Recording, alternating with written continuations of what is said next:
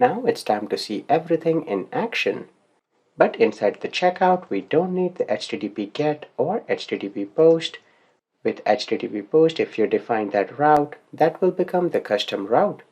We want to use the controller and action, so we'll remove that name, and we don't need the HTTP GET here.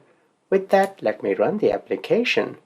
I added that in the last video, but this is not an API endpoint, so we don't want that.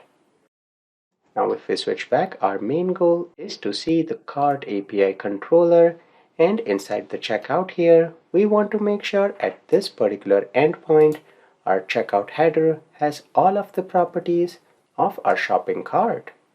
So let me add one more item to the shopping cart. I'll change this count to 7. And let's examine our cart here. Great, we have 5 and 7, and we have a coupon 10 off. Let's hit the checkout. Let me populate everything as test right now. And all of the numbers are 1. Perfect. Let's place the order. Perfect, you can see our endpoint in cart API controller is being hit. Let's examine the checkout header. In here, you can see CVV, card number, card header ID, coupon code, discount total, email, expiry, first name, last name, order total, phone number, and pickup time with the user ID is populated. If you examine the cart details, we have 2 cart details, with first one with a count of 5 and second one with a count of 7.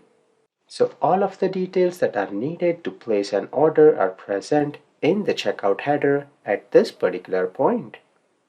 Now our next goal at this particular point is to send this message to some place inside the cloud so that some other service can pick it up when it is available.